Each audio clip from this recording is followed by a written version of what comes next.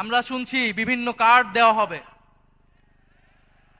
Family card দেওয়া হবে, কৃষক কার্ড দেওয়া হবে। আমরা চাই কার্ড দেওয়া হোক, জনগণ সুবিধা পাক, কিন্তু এই কার্ড জনগণ পর্যন্ত পৌঁছাবে তো?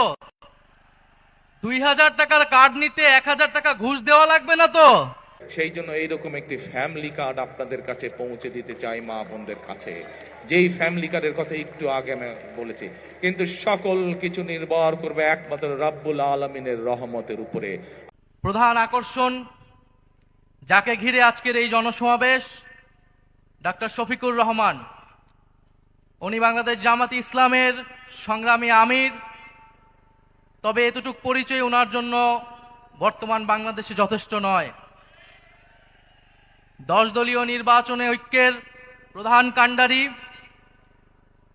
ফ্যাসিবাদ বিরোধী লড়াইয়ের অন্যতম বীর সেনাপতি, যিনি এই বাংলার মাটিতে দাঁড়িয়ে নির্যাতিত হয়েছেন, ফ্যাসিবাদের বিরুদ্ধে লড়াই করে গিয়েছেন, কারাবরণ করেছেন, মজলুম জননেতা হিসেবে আত্মপ্রকাশ করেছেন। আমাদের সবার সৌভাগ্য যে ঢাকা 15 আসন থেকে উনি নির্বাচনে দাঁড়াচ্ছেন এবং আজকে আনুষ্ঠানিকভাবে নির্বাচনের প্রচারণা শুরু হলো। সারা বাংলাদেশে 10 দলীয় নির্বাচনী ঐক্য জোটের যারা প্রার্থী রয়েছে তাদের পক্ষে যেই জনজোয়ার নেমে এসেছে, 12ই ফেব্রুয়ারি সেটার ফল বাংলাদেশের জনগণ দেখতে পারবে ইনশাআল্লাহ। কথা খুব বেশি বলতে চাই না। প্রথম কথা, 12ই ফেব্রুয়ারি নির্বাচন সুষ্ঠু হতে হবে। নির্বাচন সুষ্ঠু হওয়া ছাড়া এর কোনো বিকল্প নাই। অন্য কোনো প্ল্যান কাজে দিবে না। নির্বাচন সুষ্ঠু হওয়ার জন্য নির্বাচন কমিশনকে নিরপেক্ষ আচরণ করতে হবে। উভয় দলের জন্য, উভয় জোটের জন্য একই রকম আচরণ বিধি থাকতে হবে। কোনো ধরনের বৈষম্য মেনে নেওয়া হবে না। ফলে নির্বাচন কমিশনকে স্মরণ করিয়ে দিচ্ছি, আমরা এখনো মুখে বলে যাচ্ছি, আমরা এখনো মাঠে নামি নাই। কারণ আমরা মাঠে নামবো নির্বাচনের জন্য, আমাদেরকে আন্দোলনের দিকে নামতে বাধ্য করবেন না। দ্বিতীয়ত স্মরণ করছি আমাদের ভাই শরীফ ওসমান হাদিকে। শরীফ ওসমান হাদি আধিপত্যবাদের বিরুদ্ধে, গণতন্ত্রের পক্ষে, ভোটাধিকারের পক্ষে লড়াই শুরু করেছিলেন ঢাকা 8 আসনে। আজকে পুরো সমগ্র বাংলাদেশে এই লড়াই ছড়িয়ে গেছে। ইনসাফের লড়াই, আজাদির লড়াই, সার্বভৌমত্বের লড়াই। আমরা মনে করি আমাদের জাতীয় লড়াই শেষ হয়ে যায় নাই। বাংলাদেশের বিরুদ্ধে চক্রান্ত চলমান। আধিপত্যবাদী শক্তি, ফ্যাসিস্ট শক্তি এখনো দিল্লিতে বসে কথা বলতে পারছে, নানান ষড়যন্ত্র করতে পারছে। ফলে আমাদের এই জাতীয় লড়াই আধিপত্যবাদের বিরুদ্ধে, ফ্যাসিবাদের বিরুদ্ধে এবং দেশের ভিতরে আমাদের দুর্নীতি এবং চাঁদাবাজ এবং বৈষম্যের বিরুদ্ধে লড়াই, এই উভয় লড়াই আমাদেরকে একসাথে চালিয়ে যেতে হবে। প্রিয় সংগ্রামী বন্ধুগণ, আমরা গণ অভ্যুত্থানের পরে যে আশা আকাঙ্ক্ষা নিয়ে রাজনীতি শুরু করেছিলাম, নতুন বাংলাদেশ গড়ে তোলার কাজ শুরু করেছিলাম, আমরা অনেকাংশে সেটা ব্যর্থ হয়েছি। আমাদের অনেক অসমাপ্ত কাজ রয়ে গিয়েছে। ইনশাল্লাহ এবারের নির্বাচনে 10 দলীয় নির্বাচনী ঐক্য বিপুল ভোটে জয়লাভ করে আমরা সেই অসমাপ্ত কাজ সম্পন্ন করব সবাই ঐক্যবদ্ধভাবে। কারণ আমরা ঐক্যবদ্ধ বাংলাদেশ, আমরাই বাংলাদেশ। প্রিয় সংগ্রামী বন্ধুগণ, দুই একটা কথা বলতে হয়। আমরা শুনছি বিভিন্ন কার্ড দেওয়া হবে,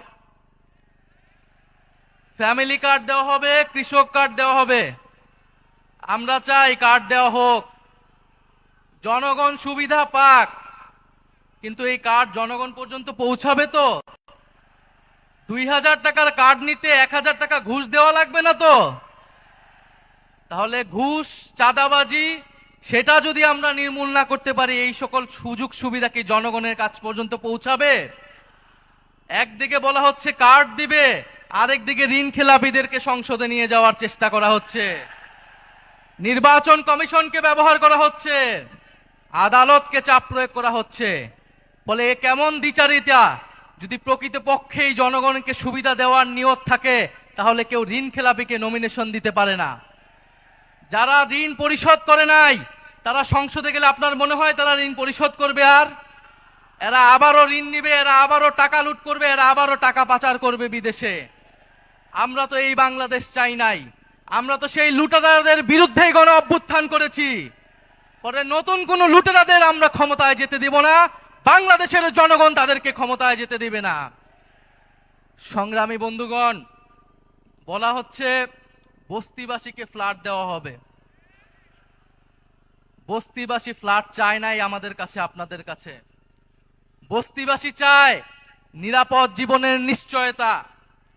বস্তিবাসী চায় মর্যাদাপূর্ণ কর্মসংস্থান।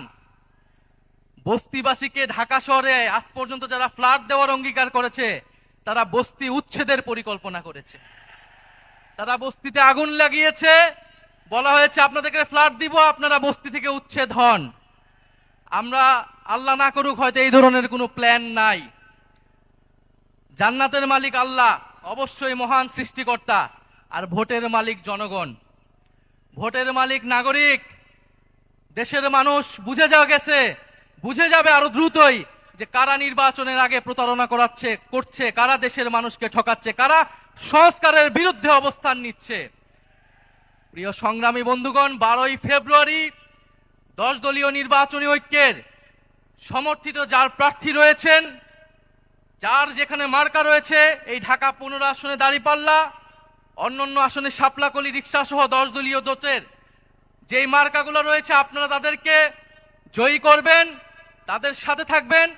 আমরা ঐক্যবদ্ধভাবে বৈষম্যের বিরুদ্ধে, দুর্নীতির বিরুদ্ধে আর ইনসাফের পক্ষে আমরা নতুন বাংলাদেশ গড়ে তুলব।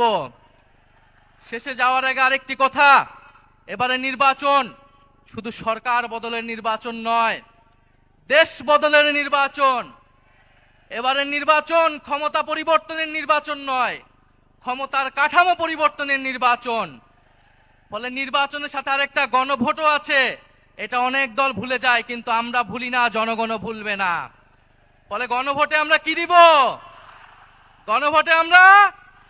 গণভোটে পরিবারতন্ত্রকে, দুর্নীতিবাজকে, বৈষম্যকে, আধিপত্যকে, গণভোটে ইনসাফে, গণভোটে 10 দলীয় ঐক্য জোটে ইনশাআল্লাহ আমরা এবারের গণভোটে হ্যাঁ জিতবে।